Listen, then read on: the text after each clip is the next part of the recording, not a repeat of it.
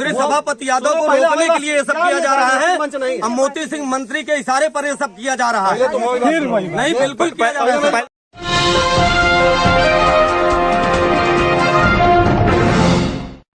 साथियों नमस्कार, मैं हूं नीरज पटेल और आप देख रहे हैं नेशनल जनमत। उत्तर प्रदेश के सियासी गलियारों में दो चर्चाएं आम हैं।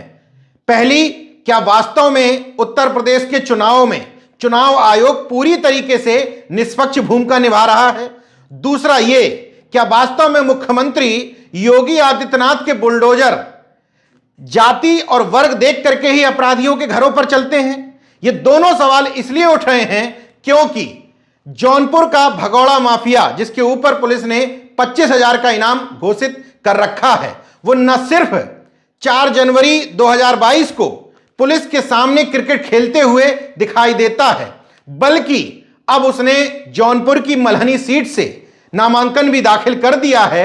सिर्फ नामांकन ही दाखिल नहीं किया, बल्कि चुनाव प्रचार कर रहा है।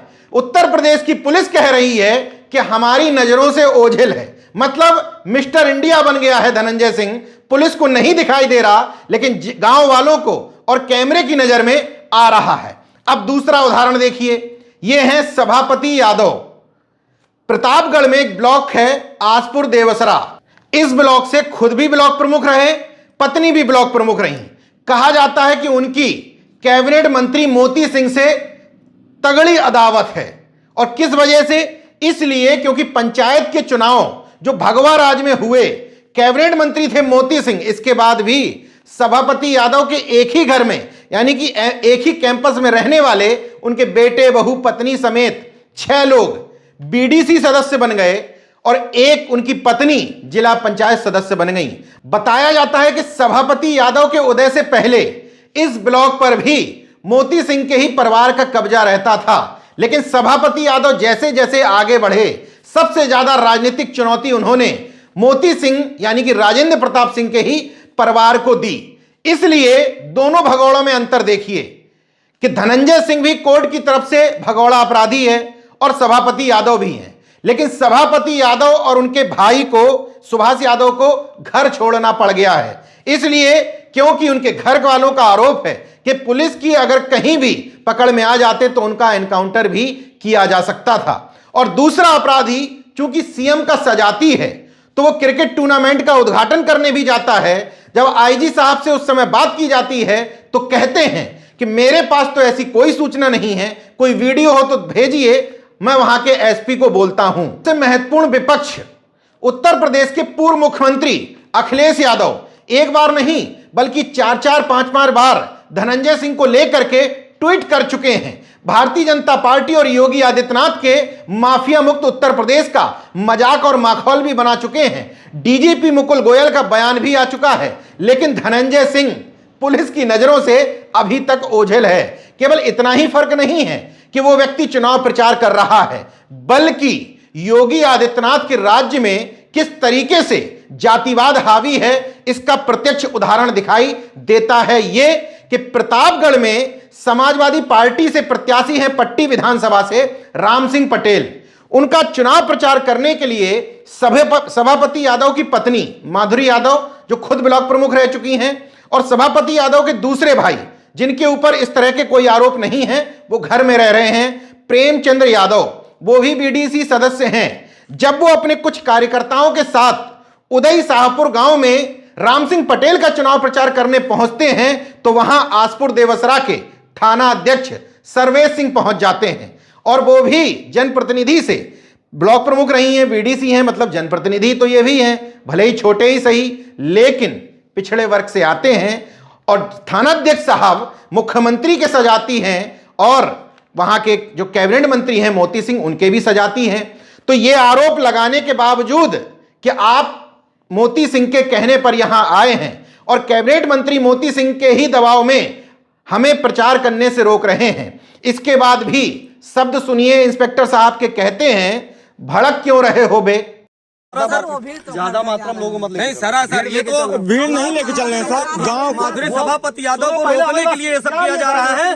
अब मोती सिंह मंत्री के इशारे पर ये सब किया जा रहा है। नहीं बिल्कुल किया जा रहा है। पहले सर आप सुनाइए, आप सुनाइए ना, हमको भड़क क्यों रहे हैं? भड़क नहीं, आराम से हम आपका बात। वीडियो को अभी आगे भी आपको दिखाऊंगा कि किस तरीके से बार बार प्रेमचंद्र यादव कहते हैं कि मेरी गलती तो बता दीजिए, मेरी वजह से लॉ एंड ऑर्डर कहां खराब हो रहा है ये तो बता दीजिए, चुनाव आचार संहिता का कौन सा उल्लंघन कर रहा हूं ये तो बता दीजिए। लेकिन बार बार सर्वेश सिंह कहते रहते हैं जाओ अपने घर जाओ। मतलब 25,000 का एक इनामी खुद अपना प्रचार कर सकता है क्योंकि वो सीएम का सजाती है। वहीं दूसरी तरफ चूंकि आरोपी का नाम है सभापति यादव, तो वो खुद तो अपराधी है ही पुलिस की नजर में, उसका परिवार भी अपराधी है। लोकतंत्र में कब से होने लगा कि किसी आरोपी के परिवार को आप चुनाव प्रचार करने से रोक रहे हैं? इसको क्या कहा जाए? और चुनाव आयोग भी कह रहा है कि हम निष्पक्ष हैं। अगर हम लोग किसी से अगर मतलब लड़ाई झगड़ा कर रहे हो, किसी के ऊपर दबाव बना रहे हो, आप मेरी एक भी शिकायत बता दीजिए। तो ज्यादा मात्रा में हूँ, पहली बात गांव वाले हैं सर, गांव वाले हैं। 15 गाड़ियों से पहले सुने हैं, उनकी भी शिकायत हुई है। कहाँ हुई शिकायत? जाइए आप यहाँ पे खड़े हुए, जाके देखिए आप ठाकुर बस्ती में। पहले सुनिए सर, सब गांव वाले हैं सर, गांव वाले हैं, गांव वाले हैं। हम लोग बनी हुई है, कहाँ बनी है? सब गांव वाले हैं सर। हम बात कर रहे हैं, हम लोग आप अपना काम कीजिए। अगर हमारी कोई कंप्लेन हो या कहीं से कोई दिखाइए मेरी सर, अगर कोई शिकायत हो, कहीं से कोई कंप्लेन हो, घर पे क्यों बैठ जाए? हम लोग प्रचार नहीं करेंगे क्या सर? क्यों घर पे बैठ जाओ? आप कह रहे हो जाओ अपने घर। समस्या यार क्यों नहीं? ये कोई बात नहीं हुई सर, आप एक तरफा कर रहे हैं।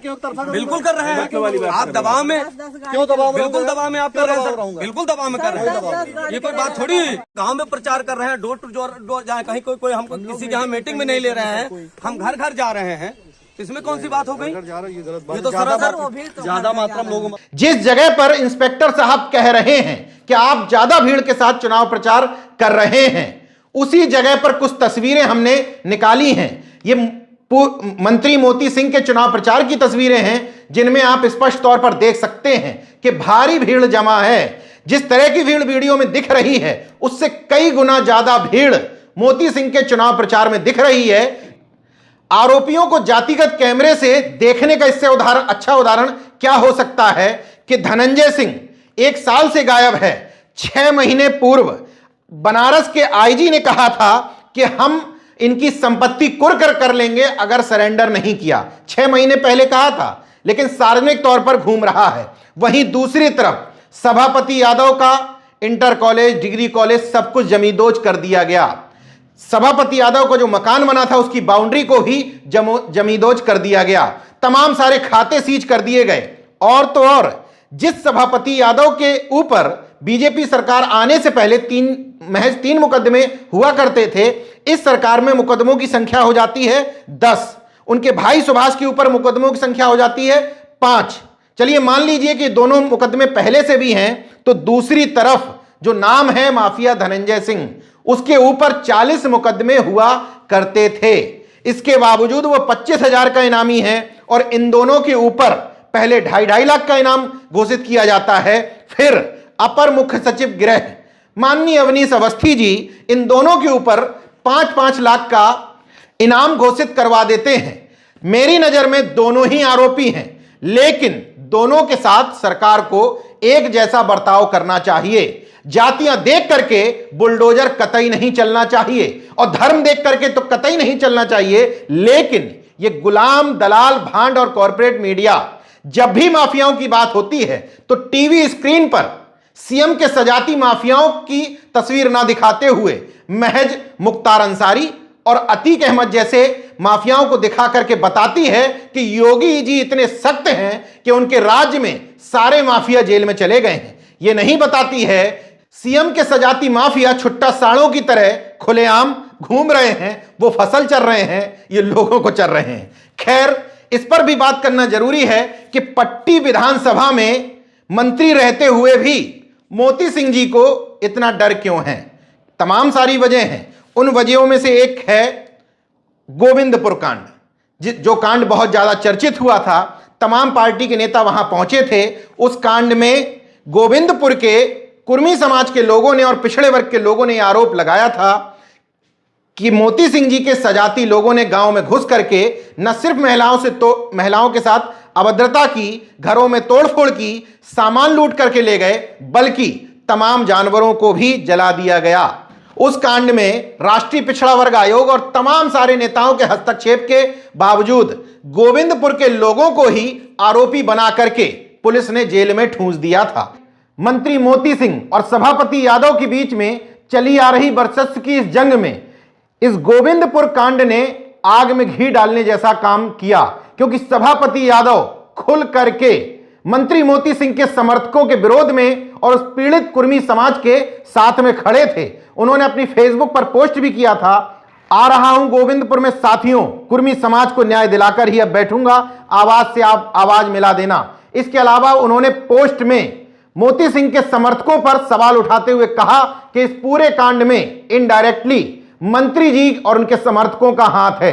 इसके बाद इनके ऊपर इसी कांड में तमाम सारी धाराओं में मुकदमे दर्ज किए गए थे। इसलिए पट्टी के गोविंदपुर की गूंज आज भी पिछड़े वर्ग के कानों में गूंजती है। इसके बाद एक उत्तरास कांड हुआ, वहां भी पंचायत चुनाव के दौरान कुर्मी समाज के एक इंटर कॉलेज में न सिर्फ तोड़फोड़ की जाती है, बल्कि उसी गांव के लोगों के ऊपर, तकरीबन 40 लोगों के ऊपर एफआईआर दर्ज कर दी जाती है। अभी तक उन लोगों के खिलाफ गैर जमानती वारंट हैं और वो सब लोग भागे भागे घूम रहे हैं। बताया जाता है कि उसमें भी क्योंकि कैबिनेट मंत्री के सजाती किसी व्यक्ति के साथ विवाद था उस गांव के लोगों का, इसलिए मंत्री जी के सजाती लोगों ने घुस करके तमाम घरों में तोड़फोड़ की थी। इसके बावजूद जिन लोगों के घरों में तोड़फोड़ हुई थी उन्हीं के ऊपर आरोप लगाए गए थे। एक और गांव है सरमा, वहां विश्वकर्मा समाज के घर में छप्पर तोड़ दिया जाता है, महिलाओं के साथ मारपीट की जाती है और उसके भी आरोप मंत्री जी के सजाती लोगों पर ही लगते हैं। वीडियो वायरल होता है। तमाम सारी घटनाएं हैं जिसमें पासी समाज के लोगों के साथ, मौर्य समाज के लोगों के साथ, चौरसिया समाज के लोगों के साथ या पिछड़े और दलित वर्ग के अन्य लोगों के साथ वारदातें हुई हैं इन 5 सालों के दौरान। इसलिए मोती सिंह जी को यह डर है कि कहीं पिछड़ा और दलित वर्ग एकजुट होकर के उनके खिलाफ वोटिंग ना कर दे। इसलिए लोगों का आरोप है, वहीं के लोगों का, इसलिए इस तरह के हथकंडे इस्तेमाल किए जा रहे हैं। पुलिस और चुनाव आयोग का वेजा इस्तेमाल किया जा रहा है। मौजूदा स्थिति यह है कि जिला पंचायत के चुनाव में अगर भारतीय जनता पार्टी की सहयोगी कही जाने वाली अपना दल एस, जो कुर्मी हिस्सेदारी का ठेका लिए हुए है, वो अगर धनंजय सिंह की तीसरी पत्नी श्रीकला रेड्डी का समर्थन नहीं करती तो वो जिला पंचायत अध्यक्ष नहीं बन पाती। लेकिन पहले प्रत्याशी उतारा अपना दल एस ने और अपने प्रत्याशी का वोट भी धनंजय सिंह की पत्नी को दिलवा दिया और इस तरीके से धनंजय सिंह की पत्नी जिला पंचायत अध्यक्ष बनने में कामयाब हो जाती हैं। लेकिन सोचिए, भारतीय जनता पार्टी या योगी आदित्यनाथ की अनुमति के बिना क्या यह संभव था कि एक माफिया की पत्नी को बीजेपी का सहयोगी दल न सिर्फ समर्थन देता है बल्कि अपने प्रत्याशी से भी कहता है कि इनको वोट कर दो। तो उत्तर प्रदेश की जनता की तरफ से योगी आदित्यनाथ जी से मैं भी पूछ लेता हूं कि बाबा जी, आखिर बुलडोजर का मुंह जौनपुर की तरफ कब होगा? देखते रहिए नेशनल जनमत, जागरूक और सजग बने रहिए। जय विज्ञान, जय संविधान, जय लोकतंत्र। धन्यवाद।